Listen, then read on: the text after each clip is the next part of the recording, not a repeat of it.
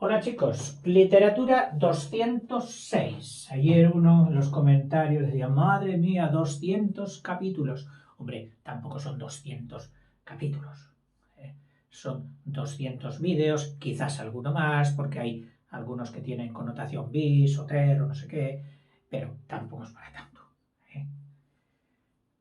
Con ir a buscar el que quieres o en el punto de la literatura que quieres, no necesitas verte los 200. Bueno, vamos a hablar de, ya lo tengo puesto aquí, Miguel Delibes, un ilustre vallisoletano. Y he hecho un acto de voluntad para no enrollarme. Ya sé que voy a caer, pero bueno,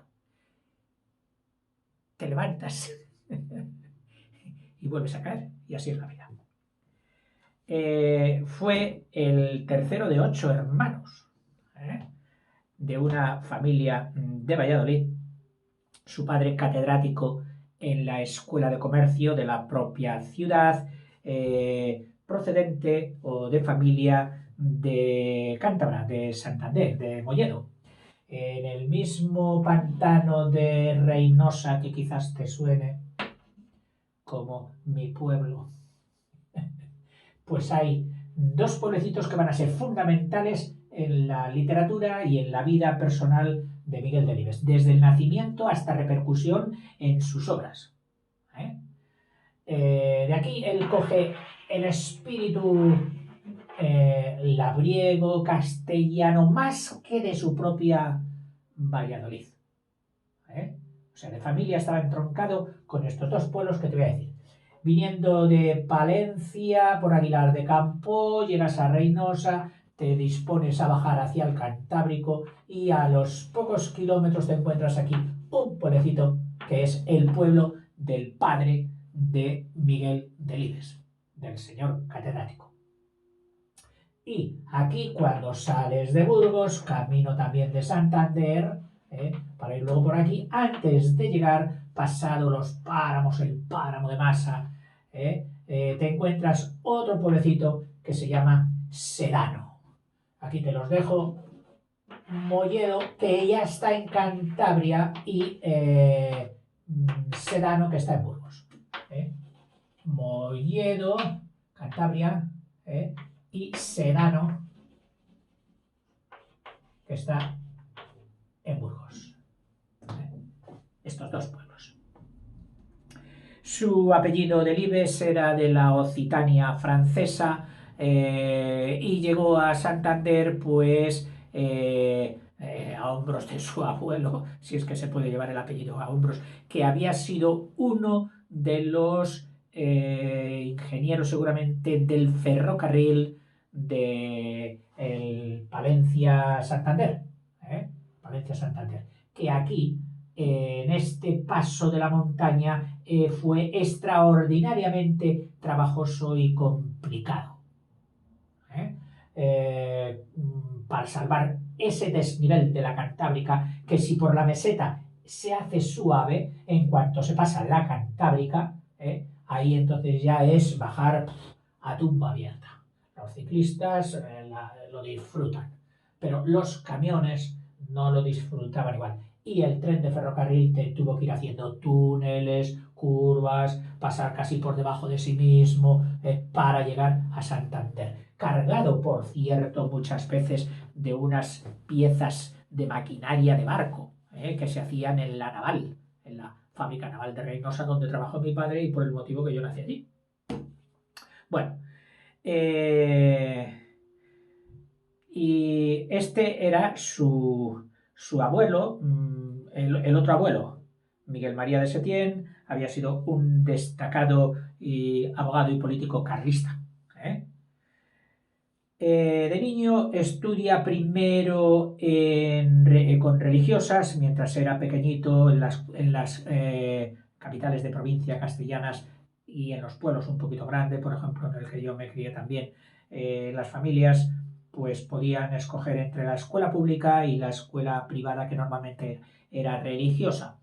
Y entonces de pequeñitos había dos tramos. El tramo de ir con las monjas de pequeñito, yo fui también hasta los 10 años, y luego ir con los frailes. cuando ya empezabas el bachillerato. Y él fue primero, me parece, con las trinitarias, no me querría ahora meter la pata. Espera a ver si lo encuentro aquí, porque eso sí que me sabe mal. Decir una cosa, oye, a cada uno lo suyo, ¿no?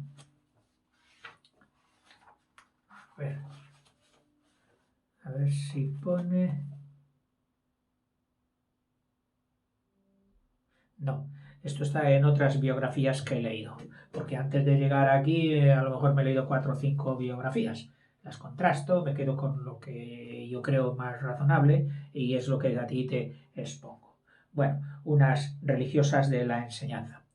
Y al llegar a los 11 años pasa a uno de los colegios afamados de Valladolid, que era el regentado por los hermanos de las escuelas cristianas, conocidos también como La Salle, al que tengo el honor y el gusto de decir a boca llena que todo lo que yo, digamos, humildemente soy en enseñanza y en estudios, se lo debo a ellos, a los hermanos de La Salle, donde también fui en mis primeros años de profesión, de dar clase, después de haber estudiado con ellos, magisterio y todo esto, di clase 2 años en otro colegio distinto del colegio de Lourdes, que fue el de Delibes.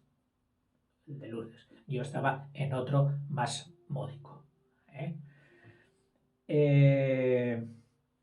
Bueno, ahí le pilla el final del bachillerato, a punto de entrar ya en la universidad, y le pilla la guerra. Con 16 años, porque él nació en el año 20, en 1920, con 16 años, no creo que te alistaran todavía en el primer momento a filas, es decir, para el frente, pero sí te admitían como voluntario. Y aquí los biógrafos están divididos, aunque la inmensa mayoría dice que sí, que él fue como voluntario, cosa que en otra biografía, a lo mejor de otro sesgo político, dice que no, que fue obligado, que fue, digamos, levado con las famosas levas que se llamaban para la guerra. Tú, al frente. Y allá. Aquí no, dice, se enroló como voluntario en la Marina del Ejército. Escogió la Marina. A todos los castellanos nos ha llamado siempre la atención lo que no tenemos. El mar. ¿Qué cuerpo elige para hacer? La Marina. Pues venga. Y allí fue a parar en el barco de guerra el Canarias, que estaba destinado hacia la zona entre las Islas Baleares y la península. Y desde allí, pues venga, a rear cañonazos a todos los republicanos. No es que me dé risa las acciones de guerra, pero bueno. En la zona de Mallorca. En el 39, al concluir la guerra, pues apunta o se matricula en la Escuela de Comercio, donde estaba o había estado su padre, y ahí se saca el título de perito mercantil, pero quiere seguir estudiando porque él era constante, trabajador y amante de los conocimientos, y hace derecho. No solo esto, que también lo acaba, sino que se mete en la escuela también de artes y oficios, que era algo así como las escuelas hoy de bellas artes, donde se impartían conocimientos de las distintas técnicas artísticas, pintura, pintura, escultura, etcétera, etcétera, y otras enderezadas o encaminadas a los trabajos laborales, es decir, al desarrollo de las profesiones. En sus primeros cursos eran pues para carpintería, metalistería, etcétera, etcétera, y luego ya pasaban el que quería seguir estudiando pues a las artes, digamos. Y él estuvo allí y por lo visto le gustó y fue bueno haciendo caricaturas, dibujo, de forma que el primer trabajo que obtienes como dibujante de caricaturas, chistes y caricaturas de los personajes en el periódico de la ciudad. Bueno, había varios periódicos, pero este era, digamos, el de más prestigio, el Norte de Castilla.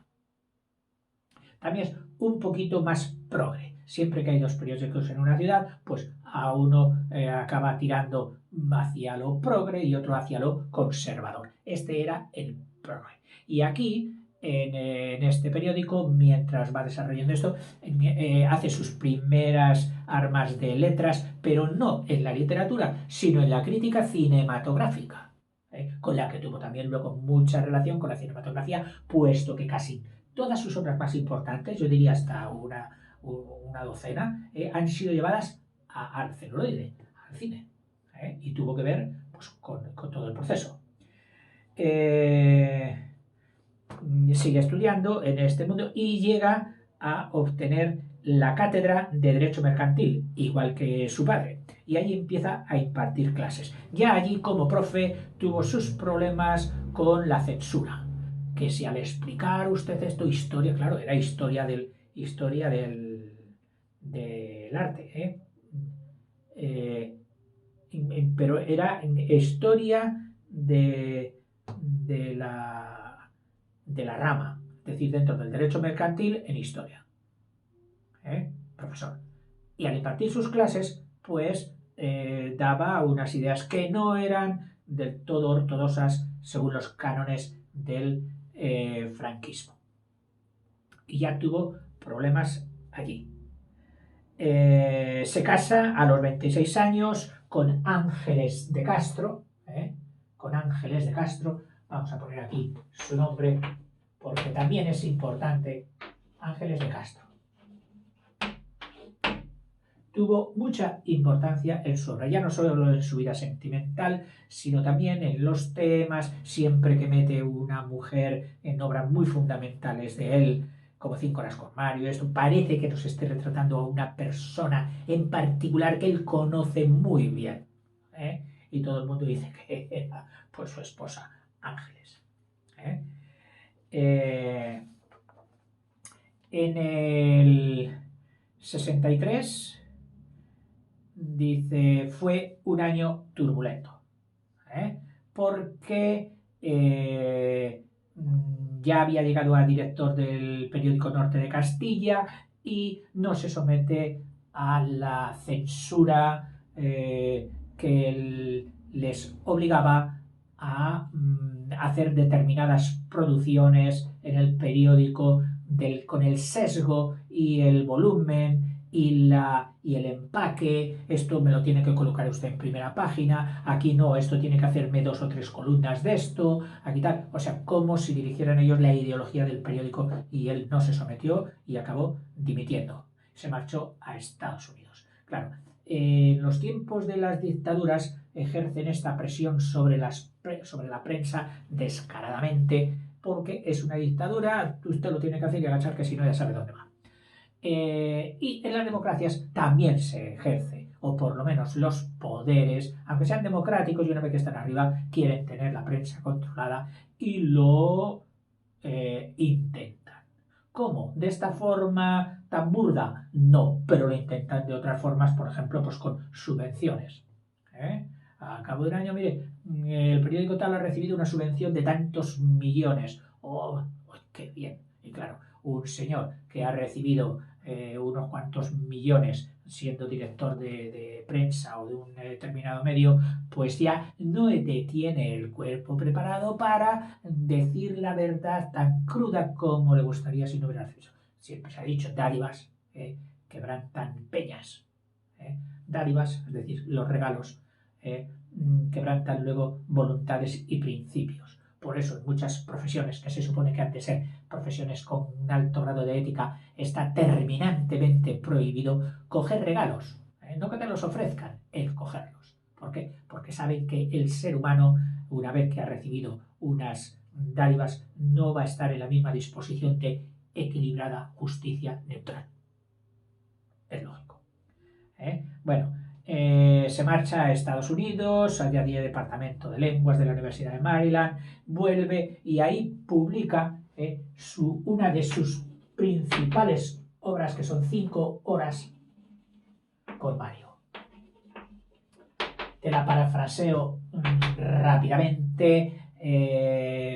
Una esposa, similar a la suya, en una ciudad similar a la suya, con un marido similar a él, muere él, se queda como era costumbre en aquella época, el cadáver la primera noche en la casa y después de recibir a las visitas, los lloros, los cafés con leche y las pastas por allí rondando, se queda ella sola con el féretro y empieza a hablarle.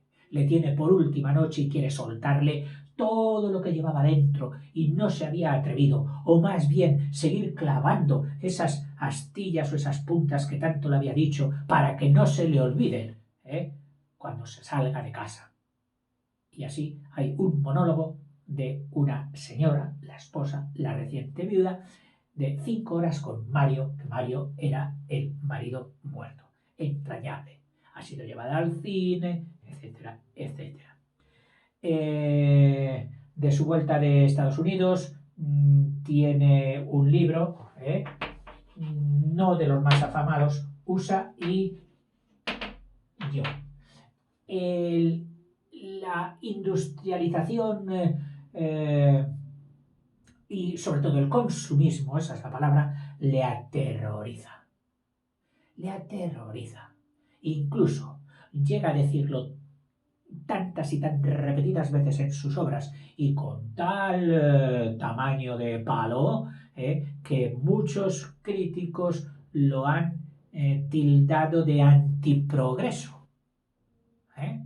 Es decir, un señor enamorado de sus campos, enamorado de los campos de Molledo, de los campos de Serrano, de las gentes de Molledo, de Serrano y del mundo rural, que ya estaba empezando a ser abandonado a marchas forzadas, porque ya se había dado ¿cómo se llama?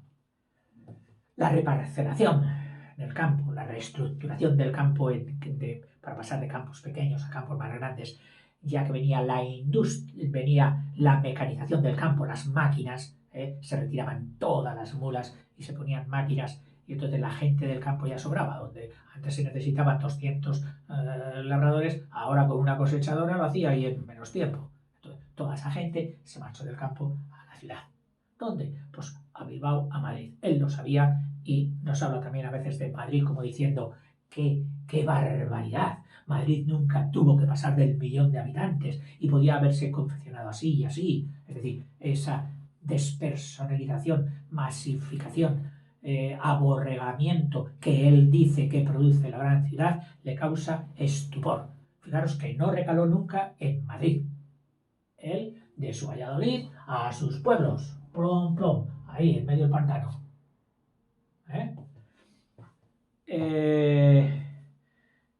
Bueno, luego más adelante fue elegido miembro de la Real Academia, se le dan esto, y él va haciendo sus obras escalonadamente. Fíjate, ya cuando entra en la Real Academia, en el 75, le habían tildado tantas veces, tachado tantas veces de antiprogreso, que ¿de qué hace el discurso dentro de la Real Academia?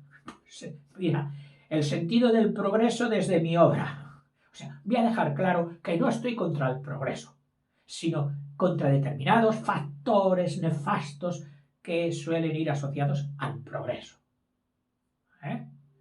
Bueno, y Damas Alonso le hizo la entrega de a la que la sazón era el director, la entrega de la medalla y del puesto, que me parece que fue el E. Bueno, no te lo quedes porque ahora mismo no lo veo. Van saliendo sus obras, las que no te diga ahora, luego te las voy a decir por orden cronológico para ir señalando algunas de las más importantes, de las que te puedes quedar para el examen.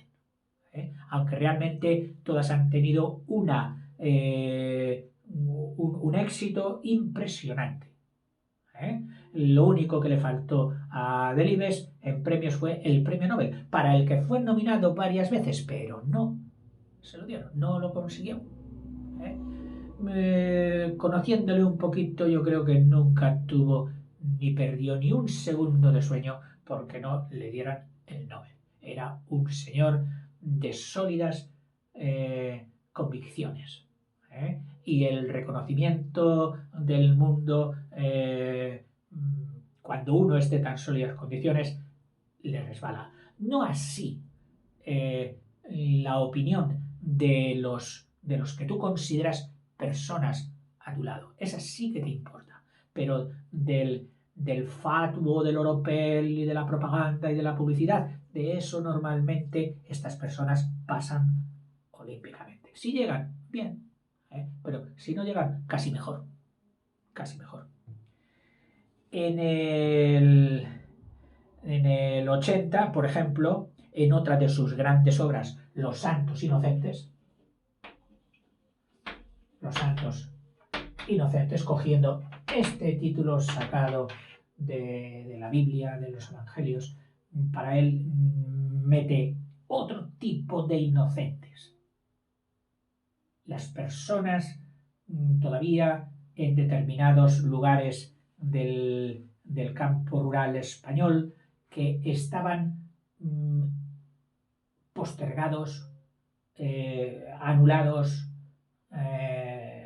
y escarnecidos muchas veces por un amo, un señorito, un terrateniente que ejercía una tiranía inhumana sobre ellos.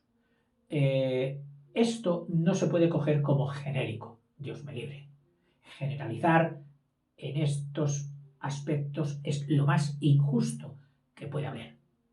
No. Pero él, como novelista, como escritor, tiene que ponernos la carne abierta, tiene que suscitarnos reacciones decididas. Y entonces, ¿qué buscan? Pues como buscaban los naturalistas, lo más crudo, lo peor, como revulsivo, para que reaccionemos. Y aquí en Los Santos Inocentes hace un episodio del campo rural colocado en la Extremadura que es espectacular, preciosa la novela. También leeremos luego fragmentos, seguramente en un segundo vídeo después de este, que ya quiero ir dándole fin porque me había prometido a mí mismo que no me enrollaría. Promesas incumplidas. En fin, su discurso dice años 1980 al 90. Los Santos Inocentes, obtiene el premio también en el 81 del Príncipe de Asturias, se secó con Gonzalo Torrente, doctor honoris causa por un montón de sitios, desde su Valladolid natal hasta universidades extranjeras, incluso llegan a crear facultades exclusivas llamadas la Facultad Miguel Delibes para el estudio de las lenguas en Valladolid, pero que tenía sede también en Nueva York y en otras universidades. En vida, salvo el Nobel lo tuvo todo. Había sucedido antes, en 1950, cuando él, digamos, se dedica ya decididamente a la literatura, un brote de tuberculosis. Qué casualidad que, al igual que otros literatos, el aislamiento que le supuso aquel brote de tuberculosis fue como una fermentación. Y es que las fermentaciones, tú sabes que las masas hay que dejarlas tranquilas, sin moverlas, tapaditas. Y ahí fermentan. Pero necesitan tranquilidad, sosiego. Por cierto, que uno de los últimos experimentos que van a mandar a la Luna va a ser mandar levadura. A ver cómo responden estos mohos, estos hongos, en el espacio. Cosa curiosa. Bueno, así que la tuberculosis. Otra de sus novelas, que no te la pongo aquí, te la pondré luego, El Camino, sobre el niño de pueblo que sus papis le mandan a la ciudad a estudiar. Cómo deja y con qué dolor deja a sus amigos de pueblo, que si el mochuelo, que si el tiñoso, que si esto, que si lo otro, las conversaciones que tiene para irse a estudiar a la ciudad. Y luego volvía una vez al año o en vacaciones, volvía al pueblo y allí volvía a reanudar su amistad con aquellos de infancia. Esto en El Camino. otra también de carácter burgués, de la mujer burguesa, no tan culta como el marido, un poco sumisa, pero que trata también de ponerle las peras al cuarto a su marido en lo práctico, en lo pragmático. Él sí, con filosofías, teorías, política, tal, pero ella desde la sartén, desde la comida y desde la praxis, en la crianza de los hijos, en la educación, en las conversaciones, trata de poner ahí su punto, y bien puesto. Todavía la mujer en aquel tiempo no se había despegado en estudios.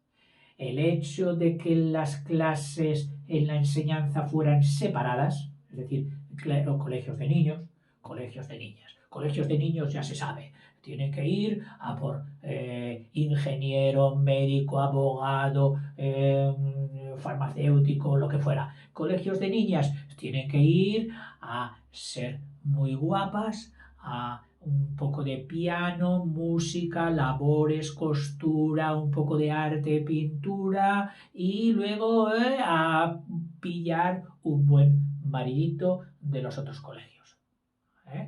Era así y que no se ofenda a nadie. Hoy no.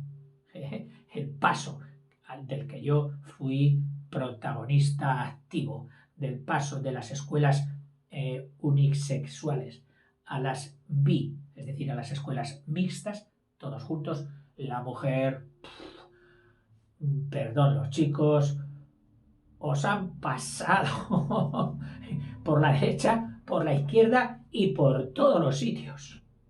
¡Qué barbaridad! Lo que ha demostrado la mujer estos últimos años. Ya los puestos mejores se los están llevando ya menos en las cúspides. En las cúspides del banco, en la cúspide de la empresa, en la cúspide de la dirección de tal, en la cúspide del tal, ahí todavía hay un machismo exacerbado, donde a muchas chicas de alta capacidad se las aparta cuando llegan a esos últimos escalones con el pretexto de esto, con el pretexto del otro. Primero con el pretexto, por ejemplo, es que se va a quedar casada y va a faltar 3 meses o va a faltar 5 meses. Y luego se pone enfermo el niño y claro, no se va el marido a cuidar, se va la mujer, etcétera, etcétera. Bueno, pues sabes que aquí hay para hablar años enteros. Pero es cierto que la chica ha superado una barbaridad. Y yo me alegro mucho, porque al fin y al cabo ya no hay que mirar al sexo, sino hay que mirar la persona. Persona que trabaja y que vale, arriba. El que no trabaja y el que no vale, el que vale, allá él. Pero no por aquello de que tú eres hombre y eres mujer, vamos a darte preferencia. No, de eso nada. Toca mucho el tema de la caza. La caza le apasiona. Me gustaría que en estos momentos en que la caza está siendo muy cuestionada y tratada de salvaje, de bueno, casi de criminal, tuvieran estos señores unas charlas, un debate con el amigo Delibes. Porque Delibes entendía la caza no como una matanza en absoluto, sino como un contacto con la naturaleza. El hombre cuando salía con la escopeta colgada no era para sacarla a la primera de cambio, iba viendo, entendiendo la naturaleza, es decir, era un auténtico naturalista y ¿cómo lo entiende él? Ya te lo leeré de su libro Diario de un cazador, que tuvo un impacto enorme, sobre todo porque entronca con los valores populares que yo siempre te he dicho que se están perdiendo en nuestros pueblos con nuestros últimos ancianos y que es una lástima que no los recibamos. No digo ya por medio de libros, como sucedería si leyéramos a Delibes, sino nosotros mismos en persona. Ir a esos pueblos, a hablar con ellos. Yo le recriminaba a Cela de que iba de pueblo en pueblo, pero pasaba de largo. Bueno, en algunos otros no, en algunos paraba y hablaba con los paisanos. Pero a mí fundamentalmente lo que me gustaba ir era hablar con ellos. Espectacular. Y Delibes aquí sí que me daba la razón totalmente. Otro libro muy bueno, del que vamos a leer también un párrafo, Las ratas. Francia le recompensa también nombrándole Caballero de las Artes y de las Letras de la República Francesa. ¿eh? Eh, Otro libro sobre el mismo Valladolid, El Tesoro.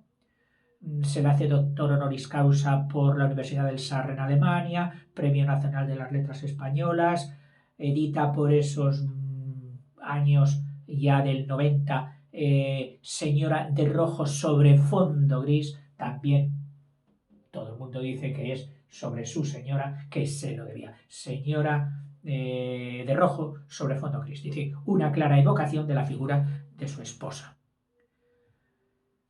Luego tiene un parón literario y un arranque final. Después de la publicación del hereje, se le detecta un cáncer de colon, que le va a tener los últimos 20 años casi de su vida con mucho dolor, y que le condicionó realmente mucho. En el 2007 recibe otro premio, Premio Quijote, cuando está ya en Valladolid, digamos, casi recluido, recibe la visita de los reyes, de Juan Carlos y doña Sofía, los reyes anteriores, hoy eméritos, y hacerle pues una visita amable de reconocimiento a un señor que había dedicado todo a redimir, a poner justicia social. Beneplácitos y parabienes de todas las instituciones. Recordemos que ya pues, había pasado el franquismo, ha venido la época en que ha sido mayoritaria la hegemonía de los partidos, de los partidos progresistas, y a él pues tenía muy buen cartel. Sobre sus películas, en fin. Mira, como resumen ya de su obra, antes de pasar a la enumeración de las obras, te leo esto, que está puesto aquí de la Wikipedia. Dice, en la obra de Miguel Delibes hay un compromiso ético, un compromiso ético, con los valores humanos, con la autenticidad, es decir, quitar la hipocresía, y con la justicia social. O sea, un ético, pero centrado en 3: valores humanos, autenticidad, consecuencia que decimos, actuar igual que piensas, autenticidad y justicia social. Lo que quede todavía en la sociedad de injusto hay que erradicarlo, hay que quitarlo. La preocupación por las consecuencias negativas del progreso, otra de sus pautas. Preocupación por el progreso, que en un momento determinado dice, qué manía de reemplazar por cosas nuevas. Pero a ver, es que no te funciona ya lo que tienes. Sí, me funciona, pero es que ha salido otro nuevo. Bueno, dice que esto es nefasto, porque lleva al consumismo, lleva a dejar unos valores, llega... Y tiene razón. ¿Cuántas veces desechamos? ¿Cómo te has comprado eso? Tienes un coche, ¿qué te va? Va muy bien. ¿Y entonces por qué has encargado el otro? Oh, es que es nuevo, es que esto, es que lo otro. El consumismo. Y sin embargo, en la economía de mercado parece ser que es vital. Que si no hay este consumismo, las empresas paran, disminuye el trabajo, el paro. Es difícil conjugar. La economía es de los temas más caóticos, de los que no se dejan coger por la matemática. Los economistas tienen sudores cada vez que quieren encontrar fórmulas matemáticas que les aclaren lo que está pasando en economía. Impresionante, no pueden. Pero bueno, cada uno puede lanzar, como hizo Delibes, su cuarto a espadas para modificar ¿eh? en una determinada tendencia aquello que se pueda. ¿eh? Sí, sí, que a todos los viejos nos apartáis. Vosotros, ala, venga, jovencito y guapo. ¿Ves? Delibes decía que eso está muy mal. Sí, qué forma tan miserable de llevar el agua a mi molino, ¿verdad? Dice, dice que nuestras raíces ¿eh? están en la cultura rural. Vamos, que tenemos que ir a los abuelos, a ver, de pueblo, de campo, a ver cuáles son nuestras raíces. Alguno dirá, si yo ya no tengo pueblo, mis padres sí iban a ver, yo ya en la gran ciudad y por la gran ciudad y nada más. Y si salgo pues al extranjero, en avión, a tal nación, a tal otra, a un crucero, pero el pueblo, a ver que no voy, sí, ahí me parece que me queda todavía algún pariente, o sea, ya hay contacto con los pueblos. Dice, por nuestras raíces está en la cultura rural y hoy por hoy los reductos de integridad, autenticidad están en el campo. Porque dice, pero el hombre, nos guste o no, tiene sus raíces en la naturaleza y el desarraigarlo con el señuelo de la técnica lo hemos despojado de su esencia. Ya no es hombre, es una oveja, dice él. Sostiene que la antigua estructura rural, el hombre estaba dedicado a tareas mucho más humanas, lejos de la masificación ciudadana, manteniendo sus rasgos individualizadores y ostentando una personalidad irrepetible. Es que el señor Zacarías es auténtico y es solo él, no encontrarás otro igual.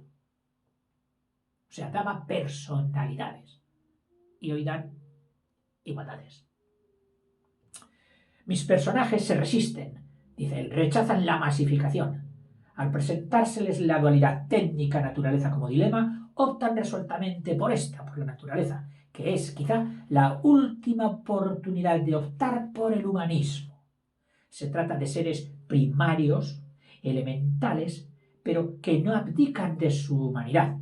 Se niegan a cortar las raíces a la sociedad gregaria que les incita, de rebaño, de ovejas. Ellos oponen un terco individualismo. En El señor Cayo, su personaje, un anciano a punto de cumplir 73 años, quedan representados los valores culturales. En otra de sus obras, El disputado voto del señor Cayo. Dice, hemos matado la cultura campesina, pero no la hemos sustituido por nada, al menos por nada noble. Y esta idea va por todos sus libros, de que la raíz estaba en el campo, en lo rural. Bueno, te cojo ahora las novelas, abro un capítulito aquí rápido. Las puedes encontrar en cualquier sitio, por supuesto, pero yo te las garrapateo, como decía el otro, escritas en hebreo.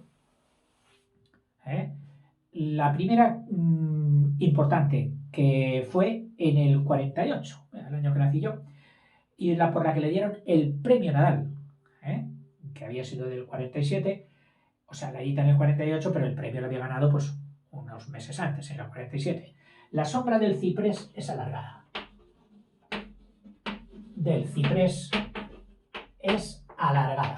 El ciprés es el árbol del cementerio. La muerte de la guerra civil, por aquí. Tema, sin duda, historias conectadas con la guerra civil.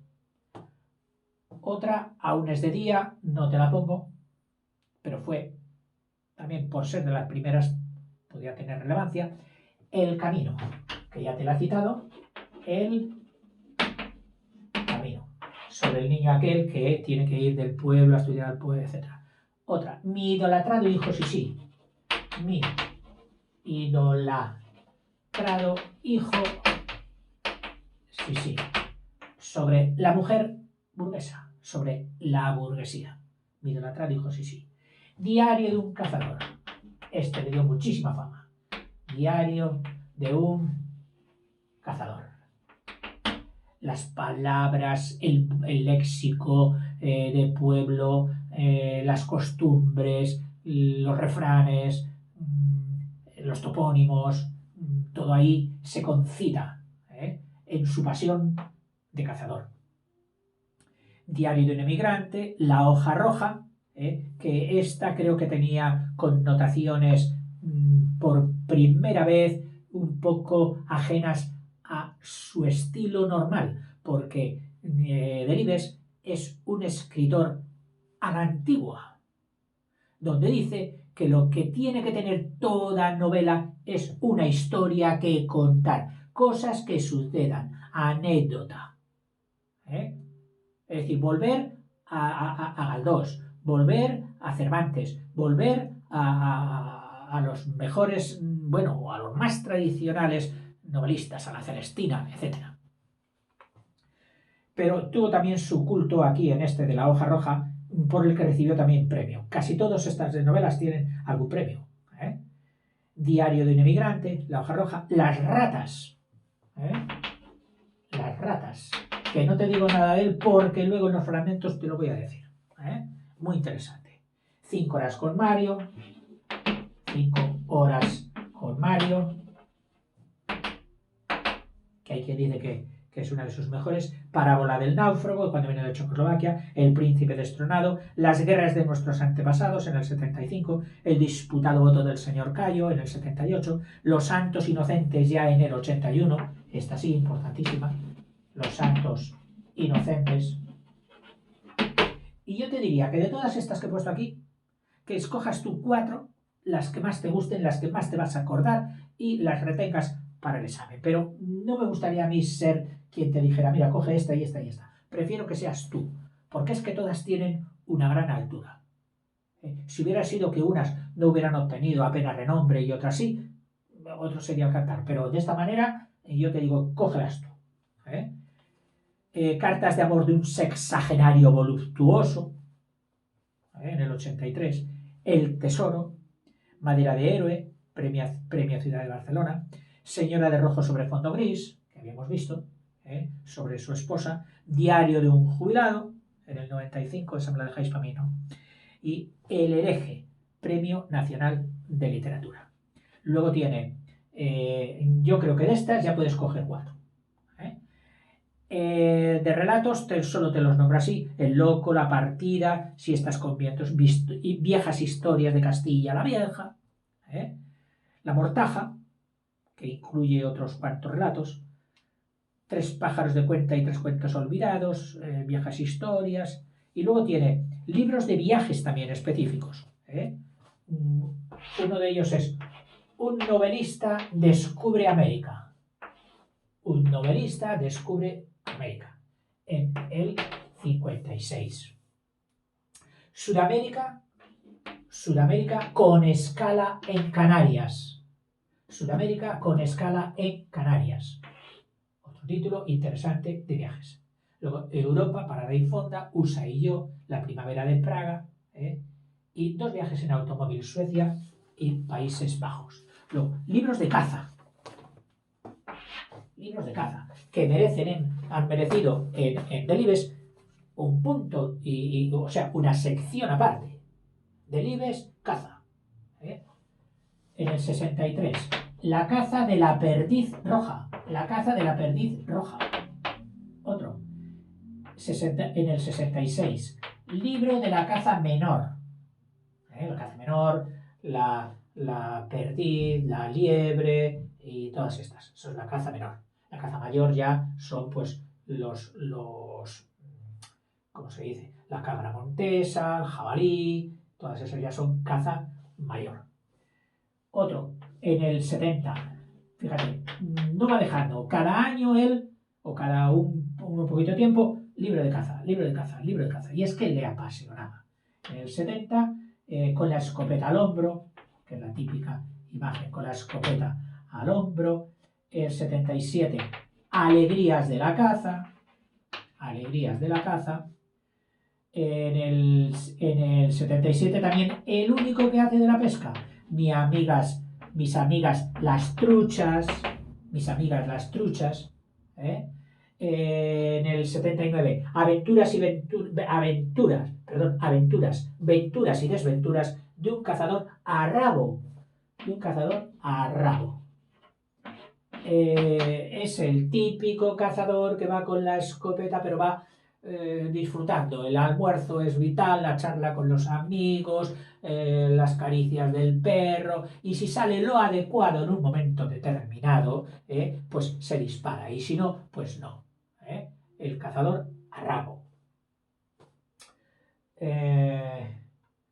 2 días de caza y el último coto. 2 días de caza y el último coto. Y estuvo escribiendo con esto hasta el año 92. Es decir, empieza con la caza en el 63 y hasta el año 92 el tema continuado de la caza. Ensayos y artículos también escribió. Castilla en mi obra, un año de mi vida, vivir al día, SOS, el sentido del progreso en mi obra. Que esto le preocupaba que le increparan de ser inmovilista, antiprogreso. Castilla, lo castellano y los castellanos. Un mundo que agoniza, el otro fútbol, la censura de los años 40. En el otro fútbol me parece que habla del fútbol americano. Sí, que yo recuerdo haberlo leído o que me lo leían en mis estudios, y ponía que a mí me llamó, fue un detalle que me llamó la atención, porque claro, yo de crío lo que me encantaba era el fútbol, y yo si tenía que ir a Delibes, pues más que de la caza era del fútbol, que era lo que me gustaba. Y decía que los americanos se ponen a jugar al fútbol y no paraban de chocar entre ellos. ¡Oh, choque! ¡Oh, choque, choque! Y es que no sabían regatear, no sabían ver, no eran ágiles de movimientos. O sea, ellos como una máquina pesada ponían el cuerpo en movimiento. Perdón por los americanos que me estén oyendo. Y luego, en el momento del sesgo, en el momento del dribbling, en el momento de adaptar, eso no. Claro, eso ya en el soccer, que era el fútbol, que si cogemos el otro, el rugby americano, pues ahí sí, ahí ya no, ahí no. Viene la locomotora y tú lo que tienes que hacer es ponerte en medio y tratar de sacarla del riel, ¿no? Claro, también con sus grados de estrategias, no todo aquello de fuerza bruta. Pero me extrañó. Dije, mira, pues entonces es que los españoles somos más rápidos y más esto, tal, pero que luego hemos ido perdiendo. Evidentemente lo hemos perdido. Es decir, yo he dado clase durante muchos años, 40 años, y también fui profesor de gimnasia durante de los 40, 30 años. Yo les daba también a mis alumnos gimnasia. Y pude ir desde mis primeros años de Valladolid hasta los últimos, observando cómo el niño había ido perdiendo su agilidad. Los primeros años que yo era joven decía, venga niños, hay que saltar esto. Y lo saltaban todos. Hasta 64 niños que tuve en una clase, y es que lo saltaban todos. Fabuloso. Y vamos a dar la voltereta, y será así. Y primero me la daba yo, luego, claro, les asistía en el momento, siempre con mucha precaución y sabiendo lo que haces, porque la gimnasia no es, con niños no es una cosa, hay que tener mucho cuidado para que no se te lesione ninguno. O sea, hay que saber muy bien lo que haces. Pero vamos, que eran ágiles. Pero en los últimos años ya desistí. Dije, no, ya no hago esto. Lo que había estado haciendo durante años y años y poquito a poco se iba perdiendo, dije, y ya no lo hago. ¿Por qué? Porque vi que tal como lo acometían, podrían tener lesiones graves. Y dije, no, eso nunca, jamás. Niños, predeporte. Vamos a aprender durante 2 semanas, 3 semanas a dar un poco con la raqueta. El otro, pues a dar un poco tal, a ver esto del otro. Pero lo que era la gimnasia de saltos, pegarte una voltereta en el aire y todo eso, sí, yo también lo hice. Bueno, saltar, todo lo saltable, pues no. ¿Y quiénes son hoy los que tienen más agilidad? Bueno, solo tenéis que mirar quiénes ganan las carreras.